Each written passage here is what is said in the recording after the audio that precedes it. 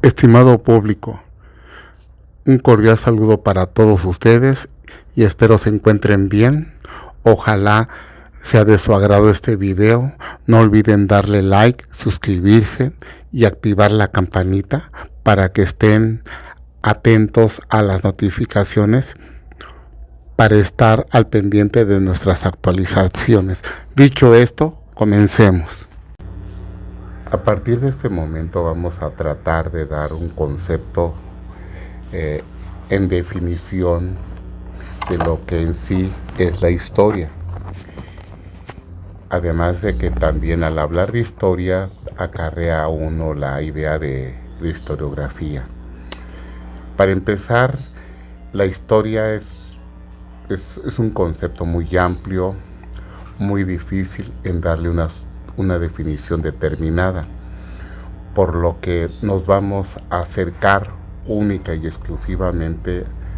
a entenderla, en este caso por los fines de nuestro trabajo. Vamos a tratar de dar una definición sencilla. Simplemente la historia no es otra cosa que el estudio del hombre en su pasado. Y la historiografía, por otra parte, no es otra cosa más que el arte de narrar o de escribir en su conjunto lo que en sí encierra el saber histórico. Es decir, cada época va a tener su sello característico, donde el investigador, de acuerdo a si pertenece o no a una corriente historiográfica, le va a dar su sello, le va a dar su jerarquía, sus categorías, y en ese sentido va a enaltecer desde la perspectiva del investigador de la historia lo que realmente en sí encierra el saber histórico. La historia no es otra cosa más que, como repite en líneas atrás, no es otra cosa que el estudio del pasado del hombre. Entiendas el hombre como un investigador que tiende a autoanalizarse, autoestudiarse y que por lo tanto siempre va a estar sujeto o adscrito a sus circunstancias, es decir, va a ser producto de su ambiente en el cual éste se construye a sí mismo o se edifica como investigador. En última instancia, el ambiente de algún modo va a repercutir en su formación como historiador, en el caso de que si el investigador se dedica en algún momento a interpretar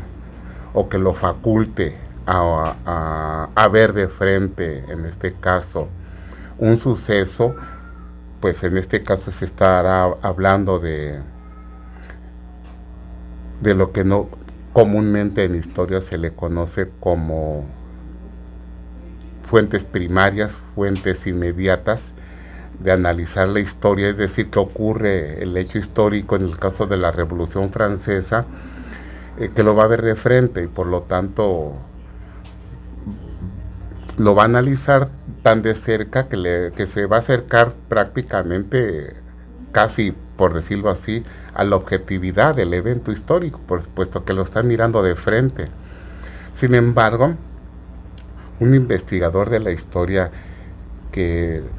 en cuanto a que se puede ubicar en una época, en este caso podemos mencionar en el siglo XX, ya no va a tener esa disposición, esos argumentos, esa manera de interpretar el evento, porque ya lo va a hacer desde un punto de vista, desde la historia. En este caso ya son 2 siglos de distancia, por lo que ya no va a ser un conocimiento genuino, presenciable, y que por lo tanto tiene que adoptar otro tipo de instrumentos, tiene que recurrir en este caso a su ética. Si es investigador, pues en este caso tiene que entender que debe de utilizar documentos fidedignos, transparentes, que le permitan dar lo más que se pueda, de darle un concepto o interpretación, o que lo faculte que esté cerca de dar un concepto de lo que realmente confiere la objetividad. No siempre ocurre de esa manera. El historiador, como mencioné en líneas atrás, va a estar circunscrito a las condiciones ambientales de las cuales forma parte, y tanto el ambiente lo va a formar como él también va a influenciar al mismo, por lo que continuamente el investigador de la historia se va a estar reformándose, revolucionándose constantemente, y así de ese modo va a ejercer lo que se llama el taller de la historia, ya que por otra parte la historia va a estar constituida por una serie de metodologías y procedimientos en donde el historiador los va a usar como materia prima y lo va a acercar a los fenómenos para analizarlos, reconstruir su verdad histórica. Dicha verdad histórica prácticamente llegará un momento en el que se acercará tanto a la objetividad del evento para entender realmente de lo que pretendemos decir. Vamos a poner un ejemplo, la Revolución Francesa. La Revolución Francesa tiene su peculiaridad de haber aparecido en tal caso en 1789, es decir, a fines del siglo XVIII,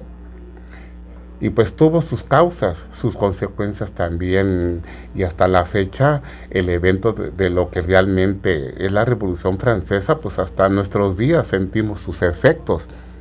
Entonces, prácticamente la Revolución Francesa es un proyecto histórico, un hecho, un evento en el pasado que de alguna manera nos sigue influenciando y forma parte de nuestras garantías de individualidad, nuestras ideas de liberalismo. De ahí viene todo ello, son prácticas, son resultados alcanzados, logrados por la Revolución Francesa. La Revolución Francesa tuvo sus contradicciones, fue una especie de reacción contra los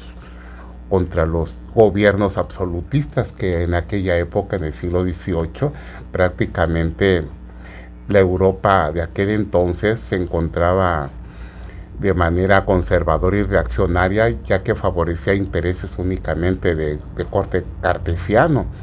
donde la nobleza y la iglesia tenían el control del Estado. Y otros segmentos de la sociedad particularmente se encontraban distantes, por lo que al verse en desventaja económica y financiera, aunque de algún modo, déjenme decirles que había dentro del conjunto del Estado llano, como así se le confería, donde formaba parte la burguesía y los industriales, pero no les convenía, no les favorecía la política, porque la política en aquella época estaba prácticamente manejada desde el poder y favorecía a los nobles y a la iglesia. A pesar de que tenían un gran caudal de empresas de gran alcance financiero, pues no tenían la influencia necesaria para imponer sus directrices y su jerarquía dentro del poder mismo. Entonces tuvieron que recurrir a lo que realmente pues conocemos, repito una vez más, como Revolución Francesa. Gracias por escuchar y espero que les haya gustado este video.